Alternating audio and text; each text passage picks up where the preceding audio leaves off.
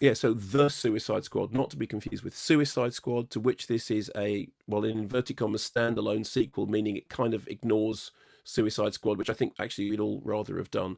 Um, Part of the DC extended universe. So Margot Robbie is Harley Quinn. Big Margot Robbie fans here, who alongside Idris Elba's Bloodsport and John Cena's Peacemaker are part of a variously assembled group, because there's a kind of start and then it's a false start and then there's another start, who are sent by Viola Davis's tough as nails kind of team leader from the safety of the back room to go and do battle with Project Starfish, which is a project which is kind of self-explanatory.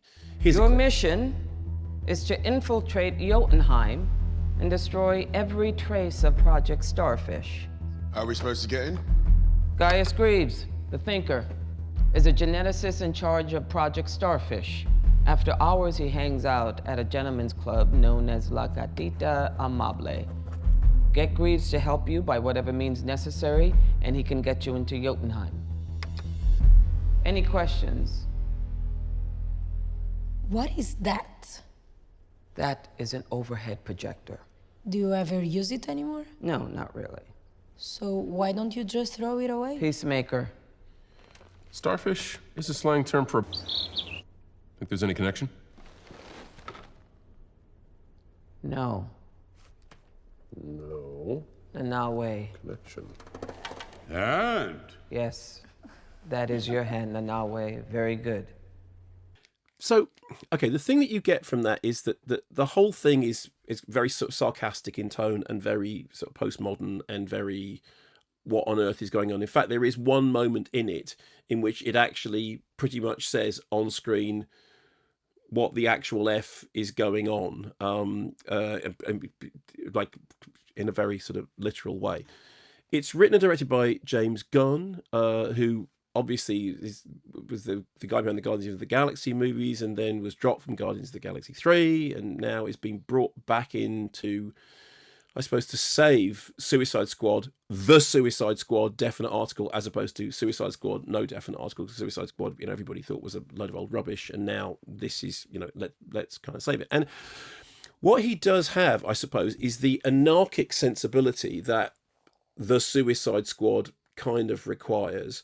So, I mean, this is a film in which Sylvester Stallone providing the voice of a talking shark isn't even close to being the most what on earth is going on moment on screen. You have Polka Dot Man, who's a character who shoots polka dots, who James Gunn described as the dumbest DC character of all time, who is sort of reinvented here in a kind of tragicomic way, which is sort of trying to make sense of Polka Dot Man, but also, also having that kind of wry, postmodern, sarcastic take on it. And here's the thing: it is definitely true. This is a massive improvement on Suicide Squad, but then, not going to the movies would be a massive improvement on Suicide Squad.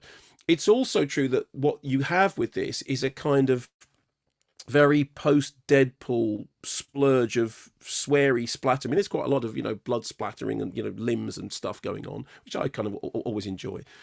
And it is deliberately, self-knowingly stupid in a kind of... The best comparison, I think, is it's in a kind of Howard the Duck sort of way. I mean, I remember how much Tim Polecat and I enjoyed Howard the Duck, not least because we thought, I can't believe that somebody spent so much money making Howard the Duck. And you sit there watching The Suicide Squad thinking, I can't quite believe that somebody has thrown so many resources at the screen to make what is but utterly preposterous and stupid. But if you're in on the joke, then okay, then that's fine. And there are things in it that are quite entertaining and things in it that are quite funny. There are also things in it that aren't. There are things in it that are a little bit like, oh yeah, really? Okay. And my advice would be, if it sounds like your cup of tea, and if you're a big James Gunn fan, which I understand because I've been a fan of some of his other stuff, then see it on a very, very big screen, because it's huge. And the gag is kind of, it's so stupid and so big that big and stupid becomes the thing. And that's why I say it kind of reminds me of Howard the Duck, because the point about Howard the Duck was, it's Howard the Duck. And yet there's all these resources behind it. It's this great big multi-million-dollar studio movie that in the end is Howard the Duck.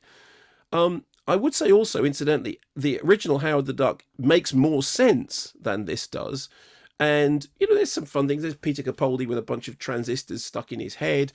And there is a sort of heart and soul somewhere in the middle of it. But it is essentially a kind of sarcastic, postmodern, ironic action painting of Splurge thrown on the biggest screen possible with its tongue firmly in its cheek, but in a kind of, okay, how bonkers can we be? How crazy can we be? And my problem, I suppose, is, okay, fine, yes, it wildly bonkers, wildly crazy. Sylvester Stallone as a talking shark isn't the craziest thing on screen. But it's not a huge amount more than that. It's just stuff on the screen, some of which is quite funny and some of which is quite bloody. And it's got, like I said, it's got this sort of false start at the beginning, which is quite, quite knowing. But it did feel like a very big in joke. That's my problem. James Gunn might have been a writer on Guardians of the Galaxy. He also was one of the writers on Movie 43. So that's just put that one out there.